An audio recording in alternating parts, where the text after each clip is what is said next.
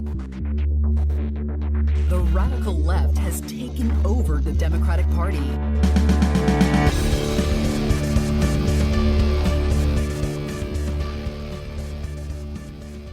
Hello and welcome to Think Progressively, covering politics and all the other chaos life has to offer. This is episode 18, recorded on Thursday, December 17th from Milwaukee. I'm Joe.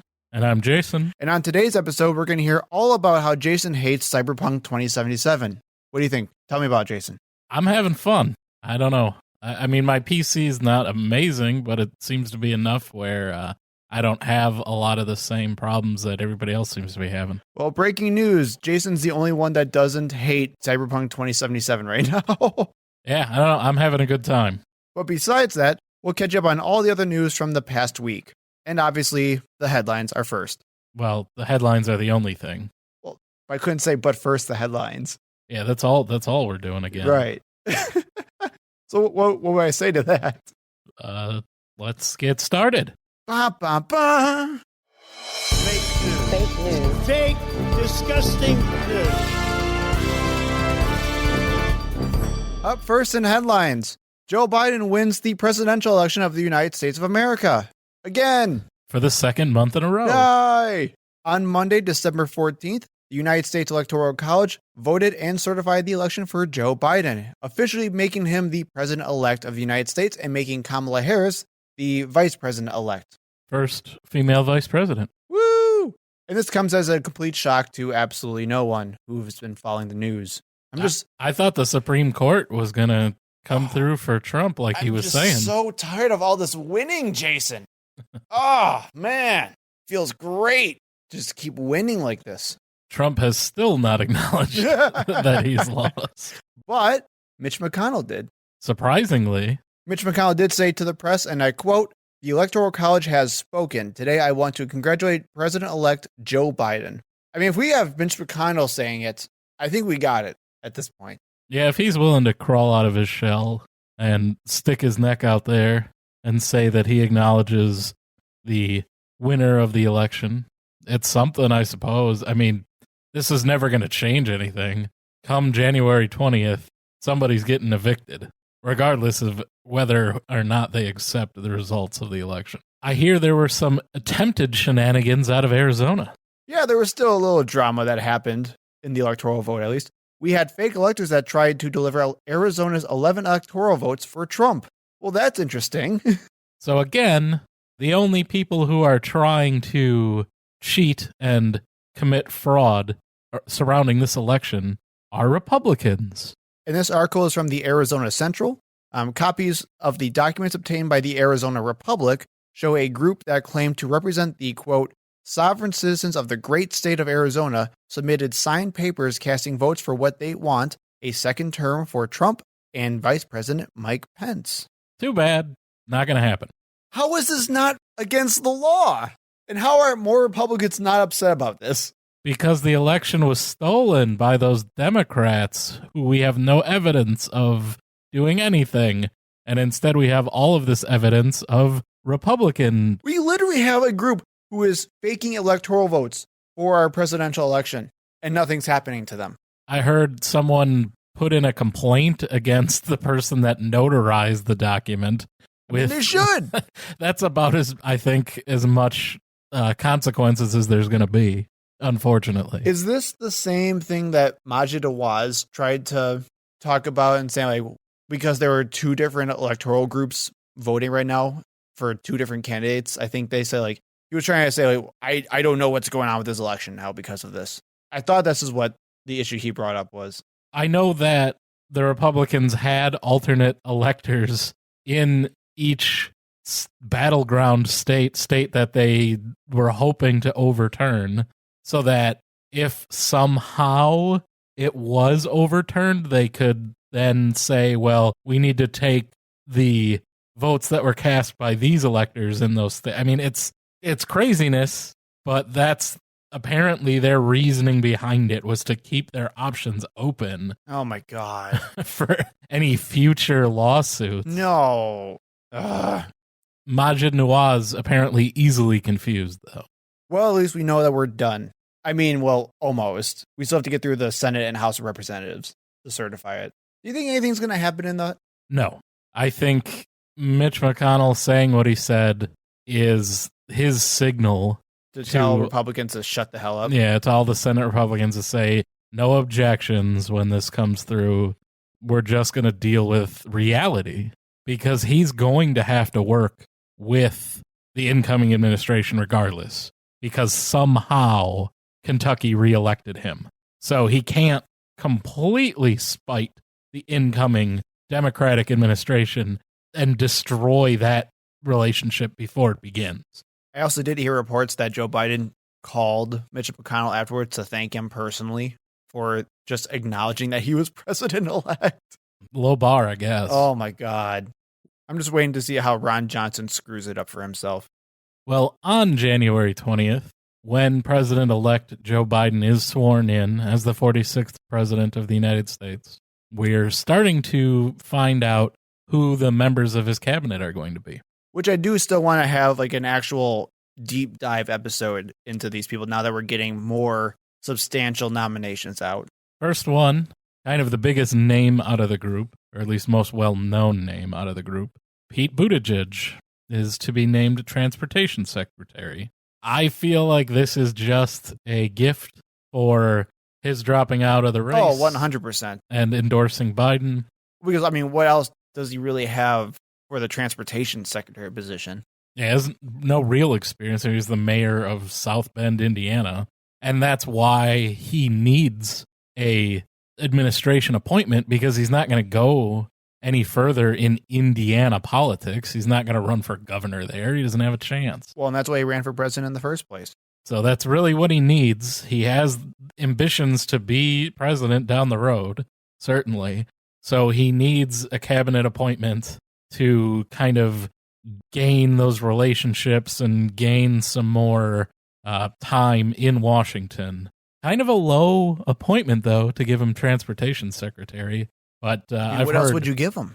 Well, they're just giving him this. It's not like he's earned it or has any relevant experience. This almost seems like Trump's nomination of Ben Carson, except our person's not absolutely insane. Yeah, and that's not like some low-key racism going on either. Like, oh, housing and urban development, we'll give that to the black guy.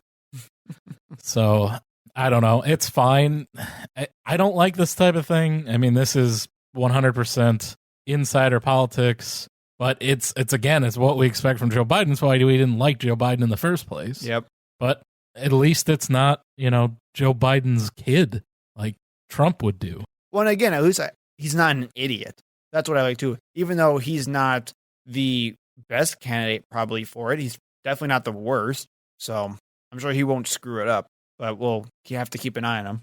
Personally, I'm much more interested in the next one, which we now have reports saying that Biden is going to select Representative Deb Haaland to lead the Department of the Interior. Can't say that I know very much about her. Oh, she's a beast. I'll go along with it. I don't have much to say on this one. I like the idea of having a Native American head of the Department of the Interior, but I don't know enough about her personally to really say one way or the other. Yeah, also keep in mind, like Jason said, she is Native American. She is from New Mexico. That's where she's a representative of. And she will be our country's very first Native American cabinet secretary. Hopefully she'll join the movement to give some land back. And I was just going to say that, too. Having a Native American as the head of the Department of the Interior to manage our lands here just screams amazingness to me. We do have reports today saying that Biden is to pick North Carolina regulator Michael Reagan to lead the EPA. Regulator? Is he like from Young Guns? No, he is from an agency that regulates pollution released by cars and trucks, industrial facilities, oil and gas wells. So it sounds like he at least has some relevant experience. Well, he is North Carolina's environmental secretary and former EPA official. So he's already from the agency, at least at one point. He knows how it works. Yeah, I'm on board with having people that have experience in those departments become the head of them. I think that's how it works everywhere else in the world. Should work that way for Washington, too. I agree. And again, I think we should address these further in a future episode, but just to go a little bit further, one of his big issues right now in North Carolina is just addressing climate change. According to an NPR article about the announcement, it says that Reagan has also helped North Carolina address climate change, saying that the Secretary Reagan recognizes the very real threat that climate change poses to the lives and livelihoods of North Carolinians. And during Michael's tenure as head of the Department of Environmental Quality in North Carolina, the state has launched the most ambitious carbon reduction into clean energy plans in its history. So, good. Sounds like he'll be working with climate czar John Kerry. He will be. Well, moving from the future administration into the present administration, I'm so happy. Jabba the Hutt in human form, William Barr resigns. Droopy dog, sad stepfather. So Trump tweeted to announce this. Just had a very nice meeting with Attorney General Bill Barr at the White House. Our relationship has been a very good one. He has done an outstanding job. As per letter, Bill will be leaving just before Christmas to spend the holidays with his family. Deputy Attorney General Jeff Rosen, an outstanding person, will become acting Attorney General. I don't know why I capitalized acting. That doesn't make much sense. Highly respected Richard Donahue will be taking over the duties of Deputy Attorney General. Thank you to all. Yeah, I'm sure it was 100% mutual and amicable, and he didn't scream at him about not being able to steal the election or anything. I am kind of curious. Have you seen any reports about exactly what happened and what led to this? I've only seen speculation that basically, he was going to be gone anyway, and this gives him a chance to get out before the holidays and, move on with his life. And that's kind of all I saw too. But yeah. Either way, he's gone. I'll take it.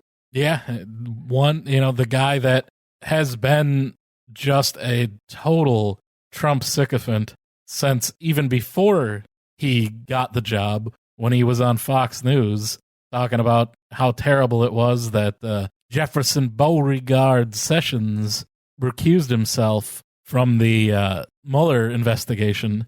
And of course, if you're on Fox News licking Trump's boots, pretty soon he's going to give you a job. And that's where Bill Barr started. And he's not removed his tongue from those boots this entire time. Of course, it wasn't enough because he wasn't able to actually steal the election for Trump. So he's got to go. Hooray. Don't know anything about Jeff Rosen or Richard Donahue. I'm sure they're both terrible. I hear they're outstanding people and highly respected. From obviously the best sources, right? Everybody says. Okay, good. But they don't have much time to do anything anyway. They get the opportunity to pad their resumes for a month, I suppose. And you don't have much time to donate to Raphael Warnock's and Jon Ossoff's campaign before the runoff election in Georgia. Do you like that segue? That's professional stuff. Thank you. I appreciate it. We just want to give a quick update about the Georgia Senate elections and show where we are and what we have coming up in the next couple of weeks. So, Jason, what do we have right now? How's it looking? So, according to 538, I don't even know why we're talking about polls anymore after the last two presidential elections, but whatever, here we go. According to 538. Because we don't learn our lessons. We have David Perdue somehow 0.2% ahead of Jon Ossoff, 48.6% to 48.4%. I'm sure that will be nowhere near where it ends up. And we have Raphael Warnock up by 0.4%, 48.5% to 48.1% over Kelly Loeffler. So basically, these are complete toss-ups. Yeah. Donate. Donate to these races. Donate to Act Blue. Whatever you got to do, donate. Call people, text people. Volunteer with the Georgia Democrats, for God's sakes. Do something. I do have some good news that as of Monday, December 14th, apparently a lot of stuff happened on Monday, early voting started in Georgia for these two Senate races. And actually, 169,000 Georgians already cast their ballots, which is kind of crazy for just a Senate runoff election. And to no one's surprise, the GOP is currently in court trying to throw out all of those absentee ballots. Wow! What a twist!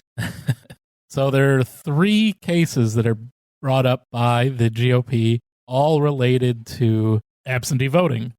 use of drop boxes, how the ballots are processed, the procedure to match signatures on absentee ballots. So same old, same old. Yeah, everything they can do to throw out absentee ballots, even though they are legal ballots cast by legal citizens of Georgia.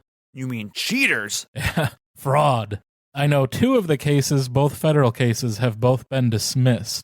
I am not sure about the state case that is still pending. But yeah, so just like everything else, they're making the same arguments and they're getting dismissed just like they were with the presidential election. If you vote for a Democrat, it's fraud. If you vote for a Republican, you're a patriot. Did you see, now that you said that, did you see Representative Dan Crenshaw's promo video? I didn't watch it. I saw like the thumbnail and I kind of, you can hover over it and it plays. I had no interest in watching Oh my that. God. I'm not going to link it because I don't want to give it any more views. But for those of you who don't know, Representative Dan Crenshaw of Texas, I want to say it is, Yeah. was going to do a guest appearance at a rally for David Perdue and Kelly Loeffler. And it's a video of him going full Mission Impossible, where he gets swung off into a helicopter to be a secret agent to fight Antifa for these, quote, patriots who are trying to win Georgia. It's insane.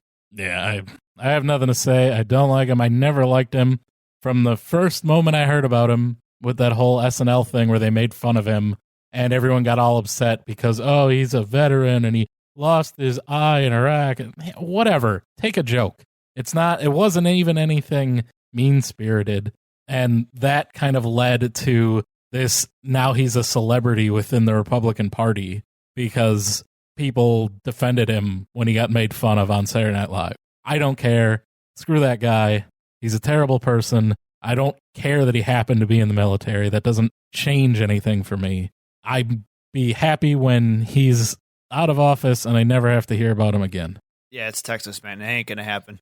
Well, hopefully he'll try to run for He's going to be our new Mitch McConnell. he'll try to run for a larger office and lose and go out that way. The Paul Ryan exit. And in some of the biggest news you probably actually haven't even heard about, I haven't. the U.S. government suffered its biggest hack in several years. You sure they didn't say the biggest hack is our president for the last several years? Sorry, biggest foreign hack. Yeah, Donald Trump. Oh, God. Even reading this article, man, I'm telling you, hackers acting on behalf of a foreign government. Yeah, this is Donald Trump. Almost certainly a Russian intelligence agent. Yeah, this is 100% just talking about his administration, right? So we've just actually been made aware of this, but this happened back in March, so a long time ago. And why are we hearing about it now? Well, it's because at the time, even our own agencies didn't know that it was happening. So back in March, suspected Russian agents hacked a company out of Texas called SolarWinds. They hacked their primary product called Orion, which is a prominent service or tech service used by most major companies all over the country, including several different U.S. agencies, including the U.S. Secretary and the CDC. And the last 3 places that I've worked. Woo! Very familiar with SolarWinds. And many experts are calling this more of a supply chain hack as opposed to a direct hack. And actually, I think I listened to it in the daily podcast today about it, where they were saying how, think of it as you're trying to hack an enemy's tank. Or you're trying to destroy the enemy's tank from within. As opposed to taking the tank directly on or hacking the tank directly, trying to infiltrate maybe like the ball bearing company of those tanks may be a better way to go. You have a lot less risk involved and you can go on without notice for a lot longer. And that's what happened here, where even though these weren't direct hacks into our organizations and our actual agencies, these were hacks that can still give them just as much power and freedom just through a third-party user. One interesting line in this article saying that the National Security Council is aware of the reports and that they're looking to identify and remedy any possible issues related to it. Says that the Department of Homeland Security's Cybersecurity Agency has also been called in. They are currently without a head of that department because he was fired by Trump last month after he said that there's no widespread election fraud. And I absolutely love this from The Guardian, too, where they are saying, so how difficult would it be to do this? And according to The Guardian, it says, doing so may not have been difficult at all. According to Vinath Kumar, a security researcher that told Reuters that last year he alerted the company that anyone could access SolarWinds, the company out of Texas, their update server by using the password, quote, SolarWinds123. Top-notch security. It's the combination of my luggage. And of course, Russia has already denied any wrongdoing and any involvement with this, but screw them and their word. We still think it's going to be them after this anyway. And SolarWinds may face legal action from both private companies and government entities affected by the breach. As of right now, the company did file a report with the Securities and Exchange Commission, the SEC, on Tuesday detailing the entire hack. So, wow, this is very interesting and an amazing story that probably not many people are hearing about right now. Cybersecurity, it's a real problem. And for those who don't know, according to The Guardian, their stock has fallen 25%. Don't invest in SolarWinds. It's not looking great for them right now. I think who their biggest competitors would be. Maybe it's a chance to jump on those stocks. Is it Moonwaters? I'm cutting that out. That's just for your own good. So let's move on to some COVID news. Today marked a record-setting day as the United States moved over 17 million cases. We had a record for number of cases, hospitalizations, and deaths for a single day. Things are not getting better. Not yet, at least. Here in Wisconsin, we're actually kind of going down from our huge surge in November. We're back down to kind of where we were in the middle of October, which is still bad, but at least it's trending in the right direction, unlike the average for our country, which is continuing to rise. I still see every day people walking around, not even if they're wearing a mask, they're not wearing it properly. We definitely need these vaccines that are coming up. And we do have some news there. Moderna had their hearing with the FDA panel, which did endorse the vaccine for approval. So that's good news. This is great news, especially since Moderna's vaccine is the one that can be distributed easier. Yeah, it does not need to be at such a low temperature as the Pfizer vaccine. It can be stored at basically standard freezer temperature. I think it's 30 below. Yep. Which makes it a lot more feasible for smaller towns and more rural areas that might not have the more high-end freezers needed to keep the Pfizer vaccine. It is still a 2-part vaccine. Still have to get the 2 injections 28 days apart. But it gives you more options. And there have been some reports of reactions, allergic reactions to the vaccines. So even though they are both based on the same technology, that mRNA technology, they are different. So if you have an allergic reaction to one, you might be able to get the other one instead. And that was a big focus of that hearing, as they asked a lot of questions related to the reported allergic reactions. And I believe the Moderna one actually has a higher reported reaction from their test groups than the Pfizer vaccine did. And that news is kind of getting a little overblown. These are the people that did have allergic reactions in the UK have had history of anaphylaxis. They were both carrying EpiPens. So it's not that these vaccines are horribly unsafe. It's just that if you are someone who has that history, you might want to consult your doctor or wait for a different type of vaccine before you get vaccinated. But for the rest of us, please get the vaccine. As we see, things are not getting better as we're moving into winter. Well, and that's what really scares me too. I don't know if you saw me post about this a little bit earlier, but I'm already seeing people freak out over things like the stories over allergic reactions. And I'm going to stand by this. If you thought the misinformation around COVID in general was bad, wait until we start pushing vaccines more. It's going to be atrocious. We've seen vaccine truthers for years. Now imagine it on a mass scale.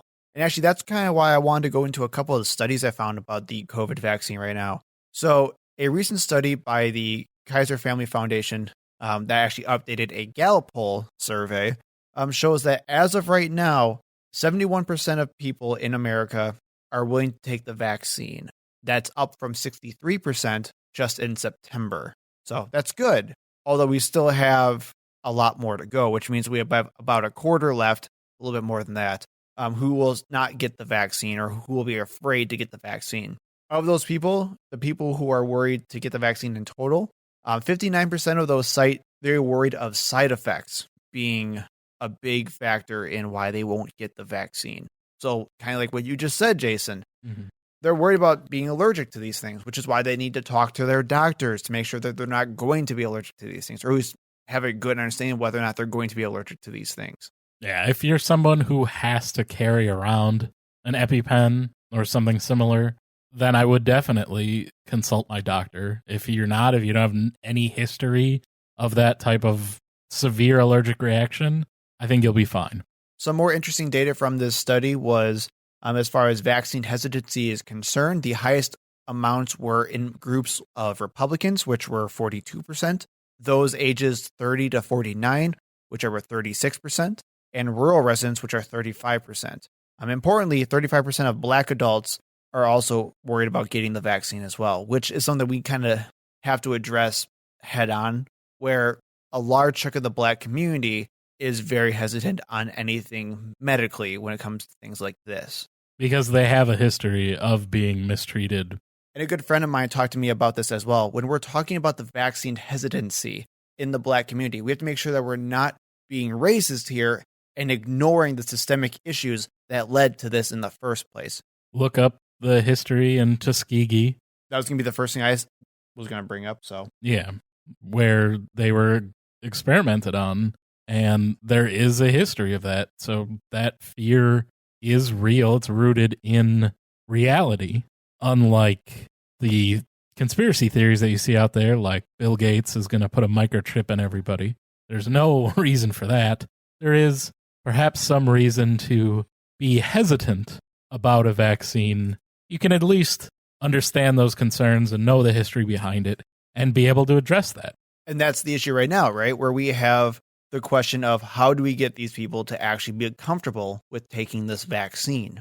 And things are actually being thrown around about getting like celebrities to come together. We have people like, I don't know, Oprah or The Rock or anyone who's just a very well-respected celebrity by most people, and just have them come out and say, hey, come get the vaccine. I'm getting the vaccine.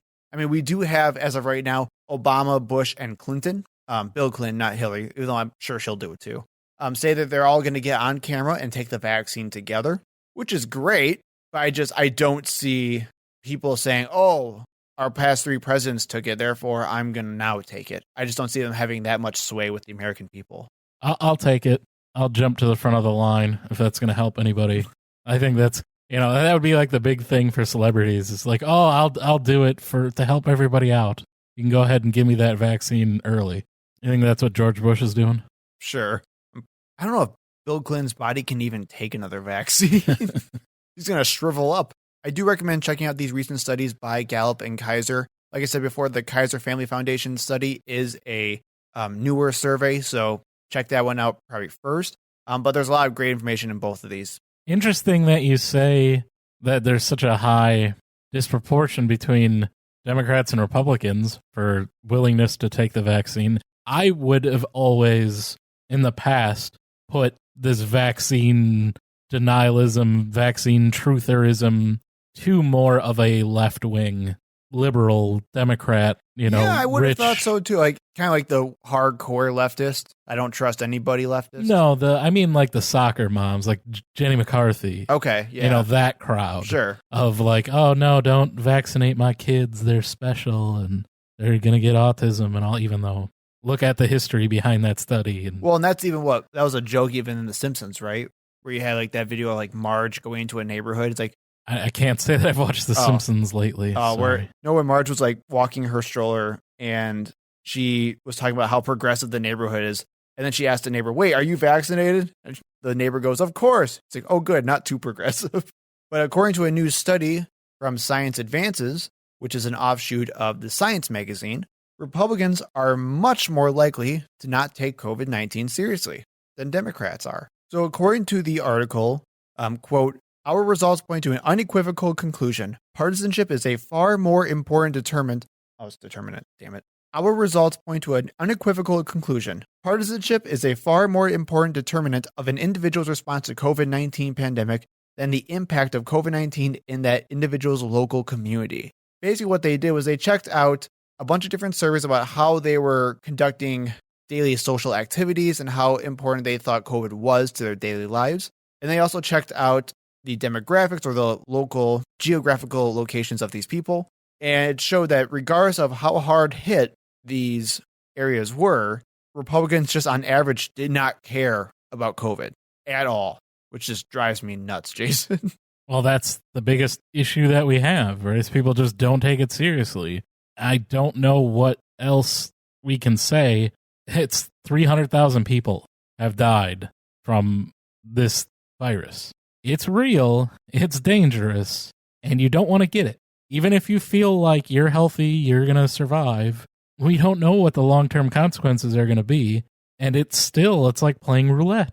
You might get a case that's extremely severe, and you might die, no matter what your age, no matter what your health level. There's always that chance. And you don't really have to do all that much to protect yourself and everyone around you. Very simple. We're not going to go over it again. We've been over it a million times. It doesn't cost you hardly anything. Yes, it's a bummer. You can't go party with your friends. You can't go out to the bar. You can't go to a concert. You can't go to a movie. But what does it say, though, when we have one party who is literally not taking reality seriously? And it's showing in the data that it's specifically a party that's not taking it seriously. It's not the idea of other demographics, because as of right now, party affiliation is one of the best resources we have right now in identifying people who take COVID-19 seriously. And that is down to one person. Which I find ridiculous. It was Donald Trump's strategy from the very beginning to downplay, he admitted it himself in private, to downplay COVID. And he did that in order to keep the stock market from being influenced, because he felt that would hurt his reelection chances.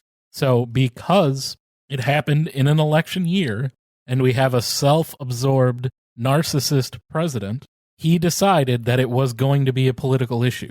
And he was going to do everything to tell everybody everything's fine. He has that history of denying reality. He's been doing that probably his whole life, but certainly ever since he's been president. And he used COVID as a strategy. I'm going to say everything's fine. I don't care what the reality is. I don't want it to hurt my reelection chances. Everything's fine. I don't care what happens to everybody else. He himself was hospitalized for multiple days.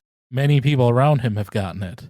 People have died in his circle because of COVID.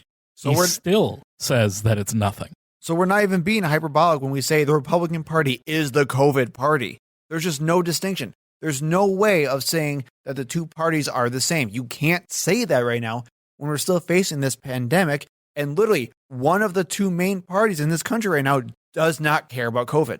There is certainly a more personal aspect of average Americans also being selfish about this and choosing their own recreational happiness over safety.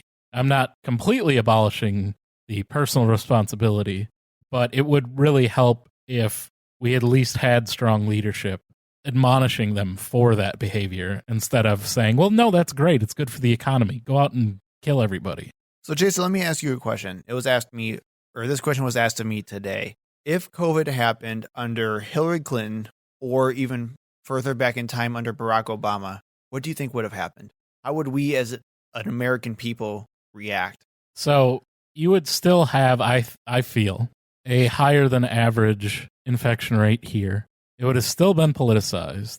You would have had the federal government and most of the state governments pushing for masks and, everything much more strongly than Trump administration has been, for sure. It's not hard not to do that, but it would still be a political issue. You would still have that segment saying, no, this is our freedoms. you're trying to take away our liberty. This is all about control. It's not about the silly flu. It's about you telling me what to do, and I'm not going to do it because it's all communism. I think you would still have that. We would still have a higher than average infection rate. I don't know how we get away from that stupidity, that anti-science, I'm not going to listen to you because you're just trying to tell me what to do, mom and dad. When that's not real. That's not what's happening.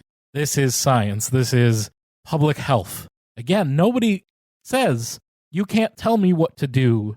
You can't make me wash my hands when I'm the chef at a restaurant. No one ever says that. That's my personal freedom. No, it's the law, and you'll get fined if you don't do it. And everyone's fine with that because we don't want to get sick when we eat. Well, I don't want to get sick when I breathe. So let's all get on board and say what we need to do is wear masks when we're around other people and socially distance and not gather together in large groups, just like we wash our hands in food service.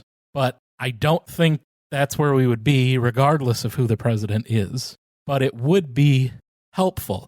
We would be maybe in the 200,000 dead instead of 300,000 dead.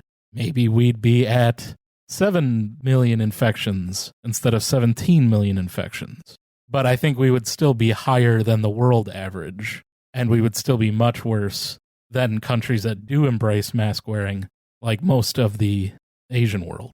That's pretty much on par with what I believe too. I would add one more thing to that, though. I would also say if a Democrat won, or if this happened during a Democrat's presidency, because we also have to remember, we need to think pre-Trump America for this hypothetical. And I would honestly say if we had either like a third term Barack Obama, whatever, bear with me here, or a President Hillary Clinton in 2016, I truly do believe the consequences would have been much, much better for us if we had a Democrat in office. We wouldn't have Trump just saying the crap he did to make it so much worse. However, I would say that so many people would have freaked out that we would have probably elected a Trumpian-like candidate in 2020 anyway, because the conspiracy would have been flying left and right. And I think we need to realize that Alex Jones 2020 or something like that, because they would just call this, like you said, more Democrat rule without any real reason to take ownership in anything, because the Republicans wouldn't be in power. And people love voting for the underdog, and they love showing a middle finger to the establishment, so it doesn't matter. So we would have still probably gotten a Trumpian candidate anyway, just with far less death, I guess. Either way, this is just really sad and depressing. And for those of you who have Republicans in your family or in your friend circle, you can now pretty much guarantee based on statistics that you know where they stand on COVID. Make sure you stay away from them during the holidays. You know where they've been. And you know where they live. I mean, I'm assuming so because they're your family and friends. And staying on COVID, we're going to talk a little bit about the updates to the COVID relief bill that's still working its way through Congress. This is the close to $900 billion bill that is pushed by both Republicans and Democrats. This is now being pushed by Mitch McConnell at this point. You're probably seeing Nancy Pelosi and Chuck Schumer pushing this at this point. And this is kind of what we've got before things get really, really bad. So reportedly in this deal, we have some money set aside for vaccine distribution and for schools, some extra jobless benefits of $300 per week, about $330 billion for small business loans, a new round of stimulus checks, which could be set at around $600 depending on income threshold. While the proposal does include a $90 billion fund administered by FEMA to provide to states and cities, it will not include some of the things that we talked about really being an issue for this bill last time we talked about it, which is no large pot of money for state and local governments that the Democrats wanted that Republicans were against because they don't want to give money to Democrat states. And it also won't include provisions for protections from lawsuits for businesses and other entities that opened up during the pandemic, which was a GOP priority and is, of course, just focused on screwing over people and helping businesses, corporations, which is what the GOP is. So this is better than the first version that we talked about. Still not amazing. I like the analogy that Dan Pfeiffer on Pod Save America said, where he was talking about how this is basically arguing over breadcrumbs versus nothing. Because this is not remotely enough to handle the situation right now. And that $600 per person is basically the newest thing that's been put onto this bill right now, which was being fought heavily by Republicans, but now is being accepted by people like Mitch McConnell. And the main reason why is because Republicans are getting destroyed for not putting enough relief for people, especially in Georgia. There are reports saying that Mitch McConnell actually has been receiving reports from Kelly Loeffler and David Perdue saying that they are getting hit extremely hard in Georgia for not endorsing any income or per person income relief because they've been arguing against it this entire time, like every other Republican has, because they're terrible.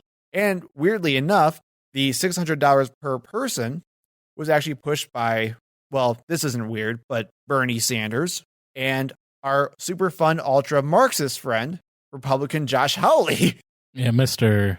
Democrats are both corporatists and Marxists at the same time. Yeah. I'm interested in how that $330 billion for quote unquote small businesses is going to be handled. Hopefully it is not as poorly as last the time. Previous bill. I mean, I hope so. And on top of the fact that we are now just draining money away from states and local governments is appalling. I mean, and this is money that you're going to see for your social services, your policemen, your firefighters, your teachers, things like that, to make sure that your schools are still functioning properly, for God's sakes. But apparently that's not really a big deal right now. Small government. Collapse the economy and the nation to own the libs. Privatize it all. And then we'll give them money. Once they're corporations and they're making a profit and screwing over everybody, then we'll give them funding. Do you think the Democrats could have gotten more out of this? I mean, realistically, do you think Democrats could have gotten more? They don't have a ton of leverage. The only thing that is really helping them is the fact that we don't know if the Republicans are going to keep the Senate majority in the next term. I mean, they're also facing time pressure, too, where the current unemployment stimulus is going to run out in, 2 weeks? They keep extending it. It was supposed to, I believe, expire already. But yeah, that is a big issue. There's tons of people that have lost their jobs due to COVID.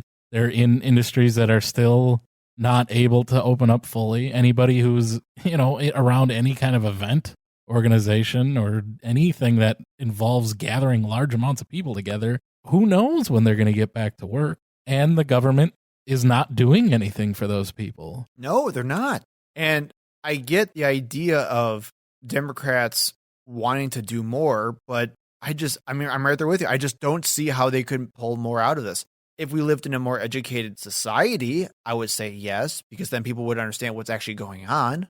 But when you have a majority of people right now who are just saying that both sides are bad, playing political hardball is not going to do anything, especially when you have lives on the line right now. It's just going to push that narrative that, they don't want to do anything, even though they have proposed much more than what is on the table here. Well, and that's why you have people like Bernie Sanders, who's furious, where he's saying, how did we go from a $3 trillion bill to a $900 billion bill?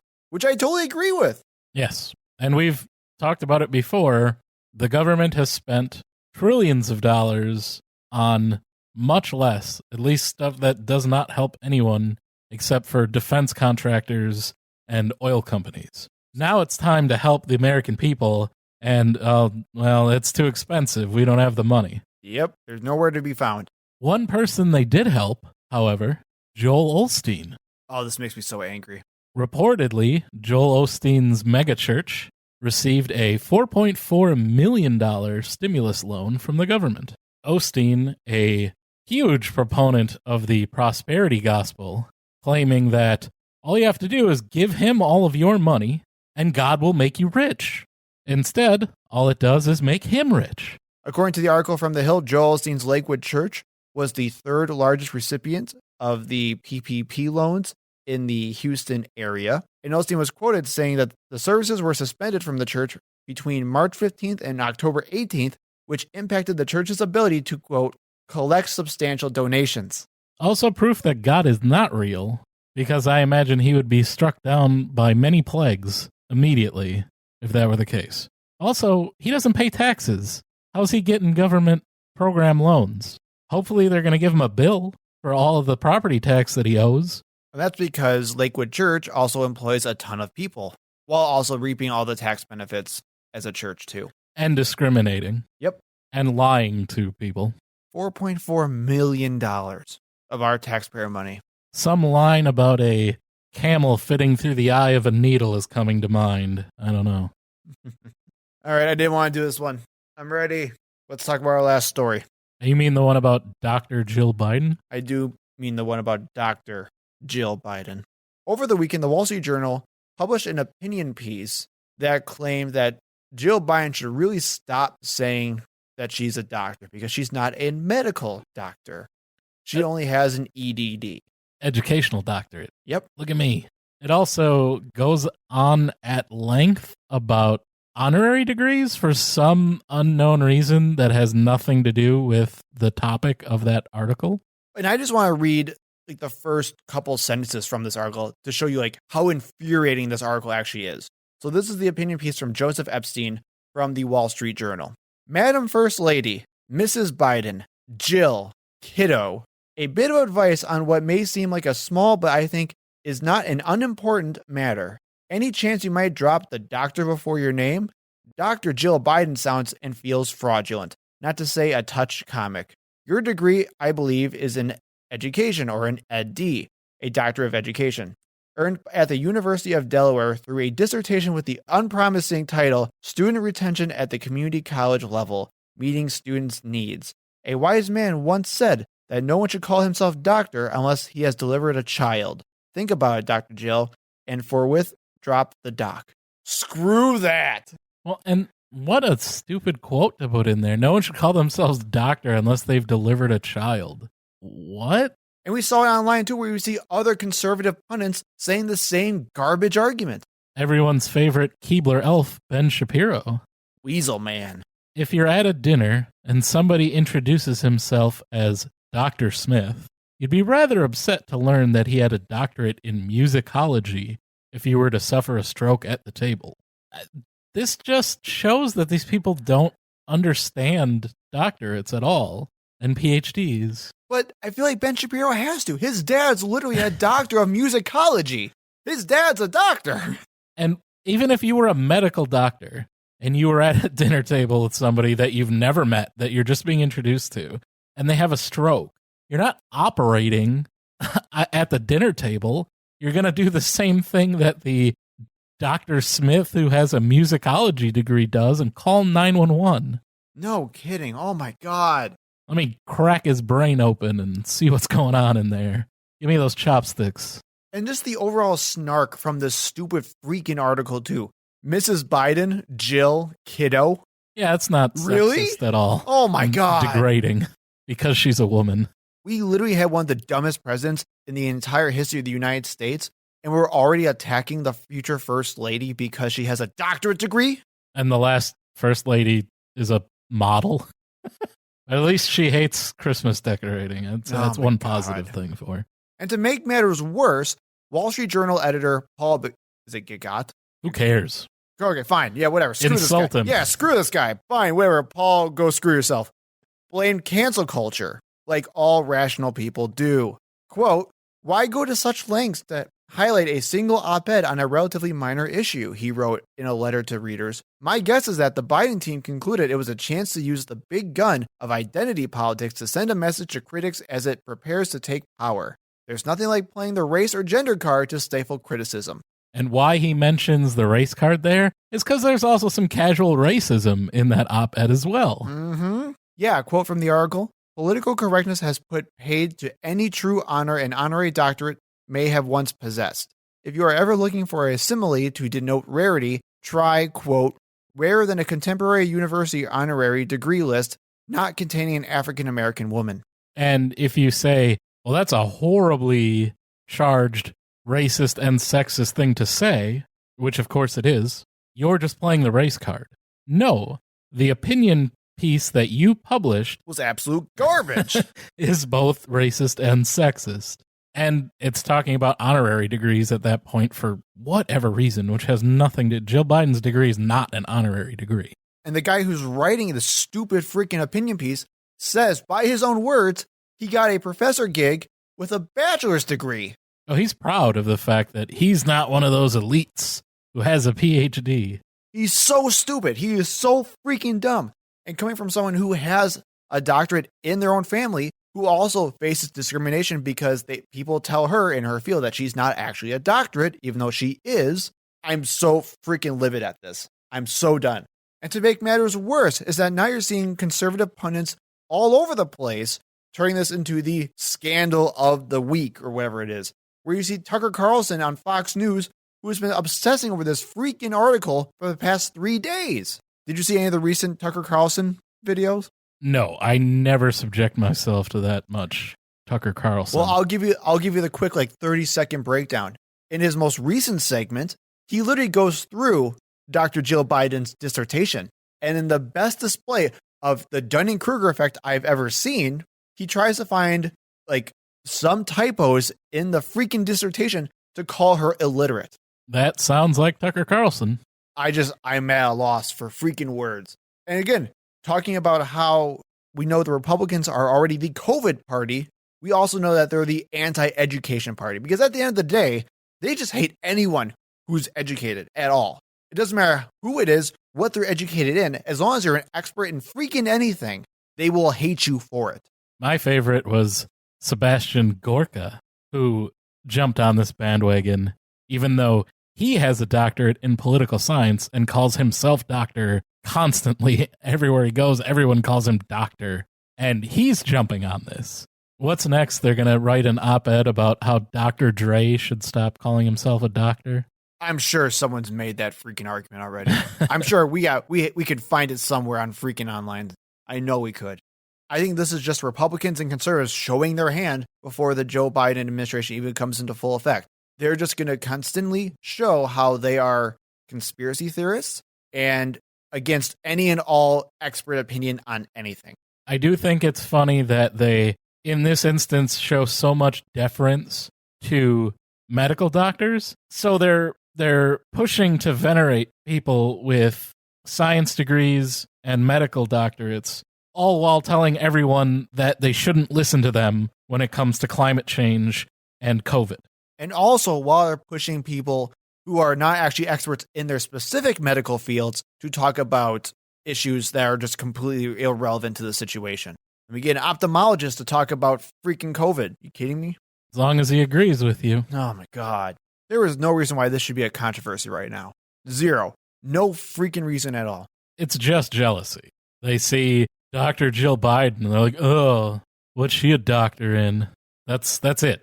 So for everybody out there that has a PhD, unless you're William Lane Craig, screw you, that's not real. You bought your degree. I am fine with calling you doctor. You can introduce yourself as doctor. As you should. You earned it. I'm going to go drink a Dr. Pepper. Which, by the way, Tucker Carlson also compared Dr. Jill Biden to Dr. Pepper. I believe Dr. Pepper was a medical doctor, was he not? I have no idea.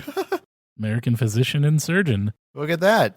Dr. Pepper was actually a doctor. Charles Taylor Pepper. So if he's comparing Jill Biden to an actual MD, physician and surgeon Charles Taylor Pepper, it sounds like he's making the argument against his own position. And I think with that nice bit of trivia, we'll leave you for this week. Say something funny to close it out. Doctor, bring me the news. I gotta. How's that song go? Oh my God. Tell me the news. I've got something. Bad Case of Loving You, which is actually the name of the song. Case of Loving You. Ba-da-da-bum. I don't have anything. That was my closing. My funny closing was I'm going to go have a Dr. Pepper. Oh, okay. And then you kept going with that. I'm sorry. I ruined it all. And this is how we're going to end our show. Goodbye. We don't have an out. Jazz hands. thank you for listening. We hope to see you in the next episode. You can find us on Facebook and Twitter at ThinkProPod. You can email us at thinkpropod@gmail.com. And remember, when in doubt, think progressively.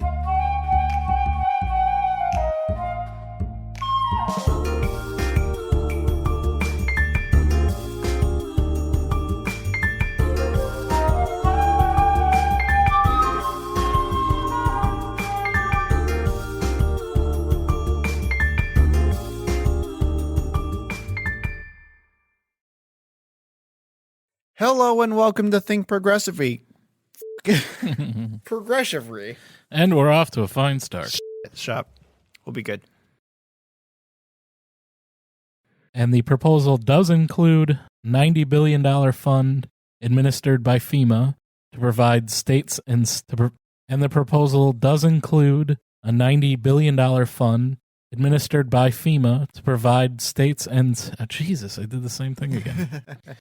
Put that in your bloopers, dick. It's not going to go in the blue. Editorial control. How did we come down from a $3 trillion stimulus bill to $90 billion? 900 billion. I'll say it again. Where he's saying, how did we come down from a $3 trillion bill to a $900? Keep going lower. Right. Now it's $3 and a Oh, man. cup of coffee.